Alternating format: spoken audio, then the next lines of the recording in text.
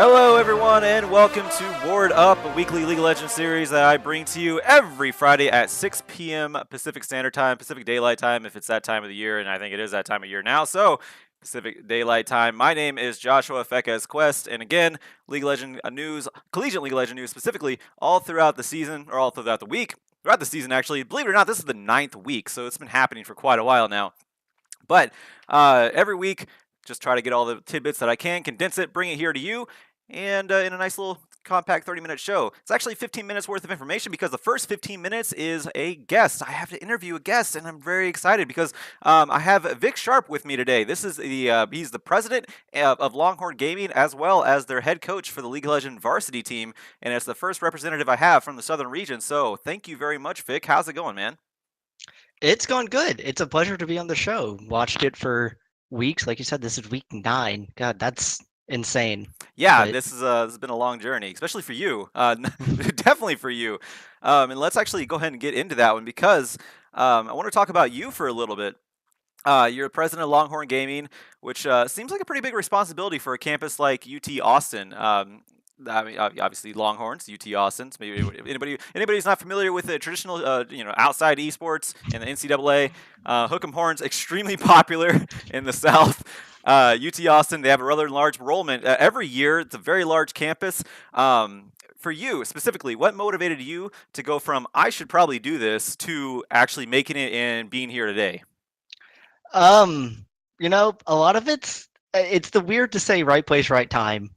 It feels like it's overused, but it really was. I didn't necessarily know esports when I came to UT Austin, and yet fell in love with it. I kept putting myself in the situation to see it grow on campus. And when I got here, we were still TESPA. We were still one of the OG. And so we're in the midst of this big rebranding, this big semester long kind of restructure. And so that's what keeps me doing it and keeps me going. This looks cool to where I want to help. I want to do this and help it grow to what it almost used to be. And what did it used to be? I'm actually unfamiliar. So before the Riot started getting really involved with collegiate League of Legends, the really big school down south was Texas A&M. What was Longhorn like before? So for anyone that knows, what TESPA is now, we were like the founding branch of TESPA. It was originally called Texas Esports Association, founded in UT Austin. They moved out to Blizzard into California once they all graduated, and we were from a club level probably the one of the premier ones in the South. And then we were very good in like the OG games, StarCraft 2. Yeah. Uh, was it Polt? One of the big pros came to actually UT Austin for like a year and played for us as well. So StarCraft 2 was really big, and then other schools kind of caught up, and some of them, Texas A&M's league team kind of specifically had surpassed us in some down years. So that's kind of what our goal has been to build back up to. So you have a long history, or at least Texas, not Texas. I'm sorry, sorry, but that UT Austin actually has a long history of esports in general. Does the school recognize that? Do you have any sort of backing from them, or any sort of support whatsoever, infrastructure, anything that's laid in there that you have not done yourself, and you actually had support from the school? Um, So the main support from the school is the fact that Longhorn Gaming is a registered student organization here. Okay. So we get kind of the perks of that. In terms of if you're looking at it like an athletic department backing or main university support, not really. It's a work in progress. It's hard to say. You don't want to say too much or don't want to answer a question, but that Yeah. a lot of stuff is moving very fast for us right now, um, which is very nice to see because I've always been a little envious of some of the schools like Columbia, like RMU, like Maryville, up in the north. So knowing that that answer is changing is very cool for me. Do you feel like you're kind of, I mean, just Southern schools in general, and we're going to get more of a perspective on the South later on. But for right now, while we're on that topic, do you feel like not like a lot of the Southern schools, there's only a handful of them that actually do have scholarships offered to them, have backing from their school. Do you feel like that's keeping the South from keeping pace with the other regions? Obviously, the North has been dominant the last year You had the University of British Columbia, two-time champions as well. And you also have in the East where Toronto and now New York, Western Purple, they've all sort of shown up and some not even they don't all have scholarships, but a lot of those teams do, especially in the North. Do you feel like their other regions are sort of outpacing the South because of that? I think to a bit. I definitely think uh, you don't want to call luck on some of them, but I also think in previous years you have to realize that UBC is like the big school in their area, so of course they're going to attract a lot of the Yeah. students and have a better pool to pick from. Same kind of you could argue with Toronto. With and in the South, we've always had Texas and A&M and Texas Tech. And there's a reason you see a lot of Texas teams be very competitive, but no one really take over. And so in the past, that's been part of the issue. I think with the emergence of scholarship programs, we are starting to fall behind even more so than we kind of already were. But at the same time, I think we're slowly catching up as well. I think the top teams are getting further ahead, but I think in terms of regional strength, we're catching up significantly. Gotcha. Let's take a step back. Like I said, we'll get more perspective later on. I want to talk about you as a coach right now, because it's been 3 years, from my understanding. That's what you told me earlier. 3 years you've been coach. Um, you guys have placed favorably as far as the Southern region goes most times. Actually, I think all 3 years you. I'm pretty sure you made it out of your region, or at least into a post-season regular season. Last year, dropping in the quarterfinals to George Mason. This year, you're in the quarterfinals against UT Dallas. Um, Semifinals. so thank you. Semifinals. Okay. Actually, that was a part of my notes. I actually misread that one. So yeah, you're actually in the semifinals. So you made it further than last year. Congratulations on that one. But you obviously don't want to stop there. What kind of things have you done to improve every year to obviously show more progression every year? And yeah, I forgot the last week for the quarterfinals. This year, Yeah. this week, the semifinals. So what have you done every year to improve to just make your team go just a little bit further? So I think the biggest thing is just comfort. When I stepped into the role in the first real season of ULOL, Hmm. when there was open bracket play into just 8 teams per region made it, and it was dogfight to who got in. We made it to the semis that year as well, where we fell to Texas A&M, and I was very inexperienced. The scene around wasn't developed as much, so we didn't really scrim. We didn't really have practice areas as much as we do now. The scheduling wasn't a thing. I was uncomfortable doing pick ban. We didn't really know what a real staff looked like. And so we've just kind of started fleshing that out more. I've gotten more comfortable as a coach. We've gotten probably the best staff we've ever had is what we have this year. We've just figured out what analysts can bring, what a pick band coach can bring at times, and allowing me to focus on scheduling, focus on practices, and where I feel that I excel. As long we've had very similar players, 3 of our players this year have played on the team previously. Hmm. For some of them, this is their third year and they're juniors, so they have played competitive every year they've been at UT Austin. So we're finally kind of getting the experience from the players as well as the staff is starting to also catch up in terms of improvement. So it's starting to show overall. And do you draw any sort of from any sort of inspiration to model your program after, or is this just sort of you're looking at it, you see things that need to be done, and you're doing them yourself? Because I know there's a lot of other corporate organizations out there right now. I mean, colleges that already are doing the things that you're doing as well. Do you just sort of again dive into it? This is how it should be done right here, or again, do you draw inspiration? I would probably say I draw inspiration. I've always structured very heavily over LCS. Okay. So, and that's always one of the big inspirations for me on how we run the Longhorn Gaming programs is I've seen how much the play has improved in arguably every professional region since staff and since dedicated analysts have become things. Um, and just kind of knowing that you can have analysts specialize. Hmm. Someone can do pick band, someone can do scouting, someone can do positional help if it's needed. And that's kind of the inspiration I've drawn for expanding our staff out and trying to how we run scrims, how we run um, things like that. And I've also taken inspiration from other collegiate programs. As much as us and A&M are rivals, we do, because of that, talk a lot. Yeah. We do get to share ideas. Um, kind of, you take what works from some of the other programs and try and integrate them into what you already have. Okay, that's fair. And yeah, I know. Yeah, Texas A&M, they've been around for a long time as well.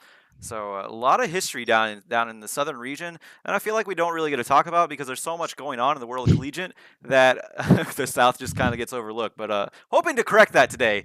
Now, with that being said, I want to get your perspective as someone from the South. What is your opinion on both how the outside looks at the South and how you look outside of the South and like where you want to be? I mean, we talked a little bit about it, but um, you said as a region as a whole you guys are getting a little bit better, but so far the big teams are still the big teams: Texas A&M, George Mason, you guys, UT Austin, and of course UT Dallas, NCSU, even although they have already been knocked out of the tournament, but they're still pretty decent power in the southern region. What is your perspective on that, looking again from the south out, and then how you feel like people look at you guys? So I think from looking from the South out, I think a lot of us kind of know where we stand Mhm. with other regions. We look at like the Columbias, the Maryvilles, UBC, Simon Fraser, and we understand that if we want to be competitive, that's what we have to beat. I'm sure I missed quite a few very strong programs in There's a that. lot. There's a lot They're of them. growing every year, so it's fine. Um, and so, from the outside, we kind of know where we stand, and we've taken, again, I've gotten to speak with some of the other managers in the South a lot over the last 3 years. So we do know where we look nationally from the when we look outside. Mhm. Um, but I do think there is that opinion that from looking, like trying to see how the outside looks in, that we don't get the respect that we feel like maybe at this point we've earned. Right. Um, because, and I can say this personally, I watch all of these shows. I'm a big fan of all of these shows a week, and every time I want to hear what's going to be said about the South. Are we Mhm. going to hear anything? I get to hear about Columbia. I get to hear about Maryville. I get to hear, mm, okay, 2 words were said, Yeah. and so that's just kind of how we felt from, or at least me personally, how I felt. I was like, we've been doing some things that I think are really good and starting to really catch up, and it almost seems under the radar. We felt like this is the best team we've had in maybe years, and even when you talk about the South, no one really talks about anybody outside of like A&M. I remember y'all's bracketology show that y'all said it was a toss up between like the top 3 or 4 teams, Yeah.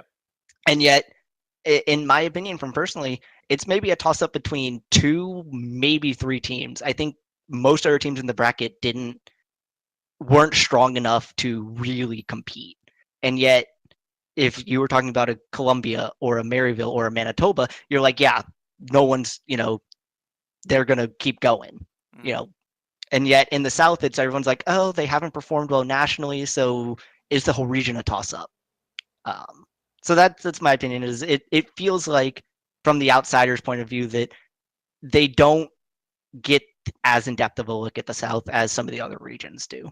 Yeah, and again, really hope we get to change that, especially coming up with this weekend because we do have UT Dallas versus UT Austin, so that should be really good. Not to mention George Mason versus Texas A&M. So you guys are getting your time. I'm really excited to see the display of power because yeah, I mean all the regions are important and everyone's fighting for the collegiate scholarships and fighting for the progression and evolution of collegiate League of Legends, collegiate esports in general. So you guys are right there along with him, and probably the most influential because obviously Texas has a lot of teams, a lot of influence in general. You look at the South, it's either Georgia or Texas, and then of course North Carolina State University thrown in there too.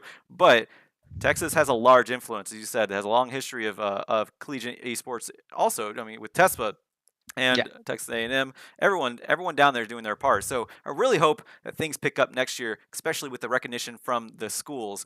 So definitely looking forward to that. As far as you're concerned, we have a little bit of time. I have one. I actually have 2 questions. I'm going to fit one in here.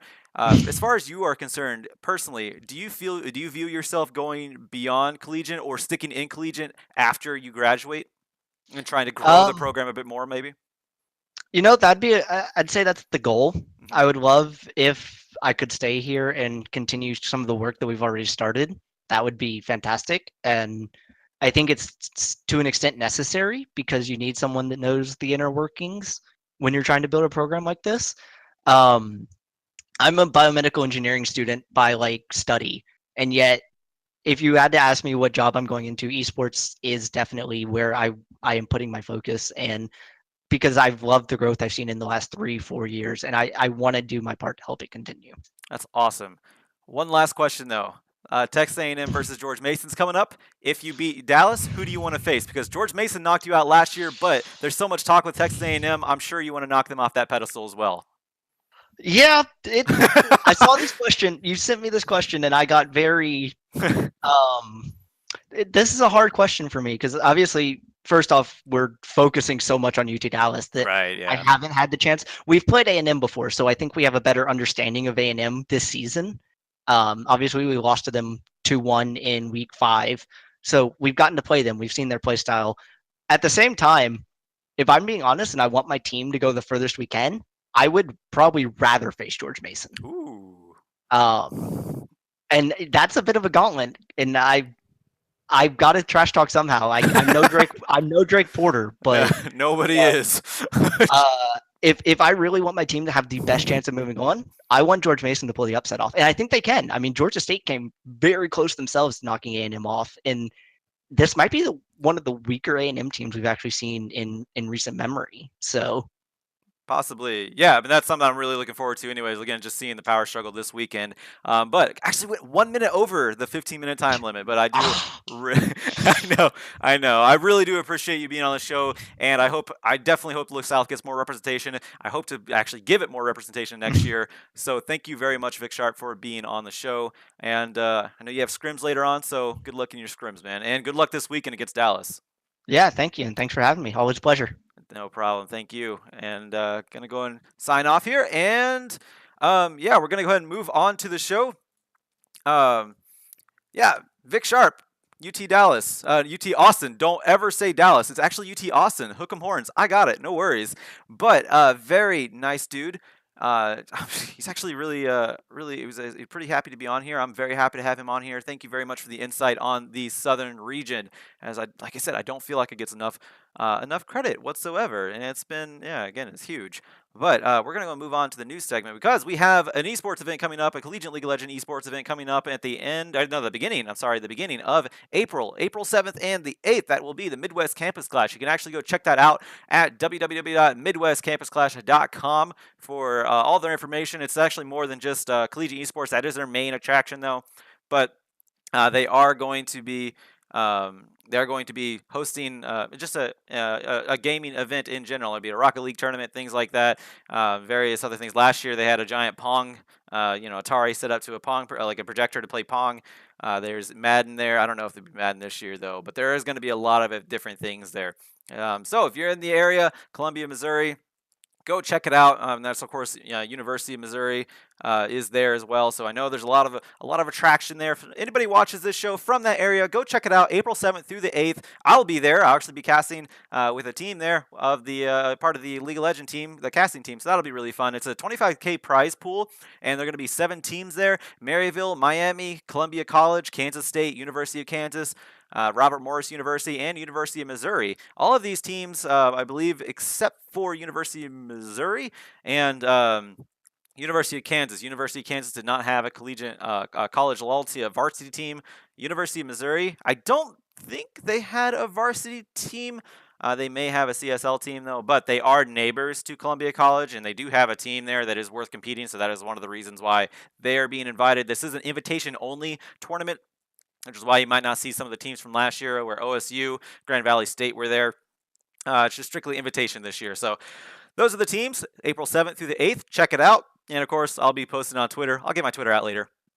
I was told I give my Twitter out too much, so I'll try to cut it back a little bit. Moving on to the Peach Belt Conference playoffs. They were actually held last weekend. North Georgia went in undefeated as the favorites, and actually ended only dropping 1 game thus far. So the entire season, North Georgia has only dropped 1 game. And I know a lot of people say things about Peach Belt Conference not being that strong, but North Georgia, they are standing above the rest, head and shoulders above the rest, and they are looking pretty good right now. Again, only dropping 1 game over to the finalists, Georgia College. Sorry about that, Georgia College, the Bobcats. So they are going to be going in to the championship play-ins, and that will also allow Georgia College, since they were in the finals as well, they're going to go into the championship play-ins too. The top two teams of the Big Ten and the Peach Belt Conference playoff brackets go into the championship play-ins, where they have a chance to get into the championship brackets for Riot's Collegiate League of Legends tournament. So congratulations to North Georgia and, of course, Georgia College, because, again, they made it as well. And they took a game off of the Giants of the Peach Belt Conference, North Georgia. Moving on, though, so there's not really much going on in regards to Collegiate League of Legends this week. The Peach Belt Conference, their playoffs were last week. We do have Midwest Campus Clash that's coming up as well, but all the like some of the big games for the main conference coming up this weekend. There's not much being played. Big Ten, their playoffs aren't even until April, so they have nothing going on. There's been no drama on Twitter. Had nothing to say. Riot Tiz has been playing DDR, so he's not even been doing anything with the Collegiate League of Legends. I mean, he's obviously been doing things with Collegiate League of Legends, but he hasn't been posting anything relevant. There's been no bans, so I'm going to talk about that. So I figured this would be a good week to go into a retrospective, how we all got here. I'm going to start with the main conference. Of course, this is going to be me reviewing a lot of things. Again, retrospective, kind of what it is. You ever watch one of those like mid-season finale fillers, like maybe like the show before the filler, where they get to the mid-season finale, where they just show everything leading up to that. That's kind of what this one is. We're gonna start with the main conference here. The format was a Swiss tournament. Swiss tournament format. That's the only one of the Swiss tournament. They're the Peach Belt Conference and the Big Ten. They went into a round robin. I'll get to them in a moment, though. The main conference is a Swiss tournament. They went through 6 rounds, and only 6-0 and 5-1 teams advance into the playoffs. And all 4 regions, of course, they do have their power teams. I may have just talked to one. That would be UT Austin. Vic Sharp, his team is looking good going against UT Dallas into this weekend. And again, I'll talk about those games coming up. And of course, Texas A&M, if we're talking about the South, Texas A&M, George Mason, they all look good. There's a lot of good teams right now in the South that are going to be playing this weekend. And I say good teams, I mean all 4 of them are going to be playing this weekend on stream at CSL's Twitch. So, and again, I'll give that out at the end of the show as well. But you also have Maryville University, Columbia College. Toronto actually advanced and then fell last week to New York University, really surprising everybody, possibly in the upset of the whole playoff bracket thus far. So New York University looking good. They're going to go against Western Purple of London, Ontario, Canada. Man, what other teams? UCI looking good. Simon Fraser, of course, looking great. So a lot of big teams coming up in the main conference to watch out for. As Vic Sharp even mentioned earlier, there's a lot of big teams coming up, and they just keep increasing every year. University of British Columbia, can't count them out either. They're actually taking on Simon Fraser this week. This weekend? I don't know if they're taking them on this weekend. They're taking them on in the semifinals, though, so that's going to be very exciting, because that was a rematch from last year's finals on the Western side, where Simon Fraser pulled it out due to some amazing minion control. Talked about it numerous times. I won't harp on it too much because it's a retrospective this season. We're going to move on to the Big Ten, though. Big Ten. Again, there's not really too much on Big Ten because we're not allowed to cast them. We do cast the play-ins, which is going to be very exciting, but we can look at how they got to where they're at right now. Their format, 7-week of round robins, where the top 8 teams advance. That's 4 from each bracket, 4 from each conference, I should say. It's been broken down into a West and the East Conference. I don't know if I did the proper. I don't know if that showed up on stream as the proper size for West and East, but it doesn't matter. They're broken down into the West and East Conference. And again, top 4 teams from each conference will be advancing. 2 power teams really standing out right now. That's my loves, Ohio State University and, of course, University of Illinois. They're both looking very good at undefeated streaks. I think they reached like 7-0. I believe it was 7-0 on both of them. And everyone else there, they max out at 2 losses. So everyone else, the next place on both those conferences are, I believe, 5-7, 2 losses. So they're looking good. Again, undefeated going in. They actually don't play their playoffs until March 30th. And if you missed last week's show, I did have Shady Bacon on. He's the manager for OSU eSports, and he was kind of stressing because he was talking about how The main conference teams, they have quite a bit of time to play all of their games, while the Big Ten, the Peach Belt Conference, they have 1 weekend. They have to grind out all their games in 1 weekend. The Big Ten, their weekend is March 30th and April 2nd. That's actually 1 week from today they start. So next week I will have some sort of update at least the first rounds of that of their playoff bracket. So stay tuned for that. Single elimination, best of three, just like anyone else. The first and second go into play-ins, just like Peach Belt Conference. The only ones that actually get into the championships by winning their respective conference is the main conferences, North, South, East, and West. So the champions of those conferences will go straight into the championship tournament for Riot's Collegiate League of Legends tournament bracket. You know what I mean? Anyway, and then the runner-up, the second place, will go into the play-ins with the Peach Belt Conference and the Big Ten. But speaking of Peach Belt Conference, going to give a little bit of retrospect on them. There's really not that much for Peach Belt Conference. They did 6 weeks around robin. That's it. They were They were just one conference. Easy peasy. Power team being, of course, North Georgia going in undefeated, only dropping that one game. Talked about it earlier. Go check back on youtube.com/CStarLeague. So you can rewind, like 5 minutes ago? That's probably when I talked about it. You know how it is. But yeah, there was, from the very beginning, there's been talk of the initial interest of Peach Belt Conference by their commissioner, David Brunk, said they were very excited to get this going. And that's something really cool that I don't think Peach Belt Conference gets enough credit for, is that they had a commissioner that was really excited about esports. And it's really nice when we see these commissioners who probably about a couple of years ago may have had esports on their radar, maybe, but it's like, it's just a fad, maybe, who knows. But now they're fully embracing it. Some of them are. David Brunk of the Peach Belt Conference is one of them, and that's really exciting. I hope that leads to more conferences being more embracive of it. Of course, Big Ten's already there as well, but yeah, I like hearing it whenever a commissioner of anything, really, a president of a college would be nice too, saying they're really excited for esports. That's awesome. But we're gonna go and move on because we have a lot of upcoming games to talk about. 4 of them actually. Columbia College versus Lords. Nice rematch that I'm sure Lords really wants to get under their belt. A nice win on Columbia College. That would be knocking Columbia College out, and that would probably be the biggest upset I've ever seen in Collegiate League of Legends because Columbia College look dominant right now. Lords, they're a great team, but Columbia College are looking unstoppable.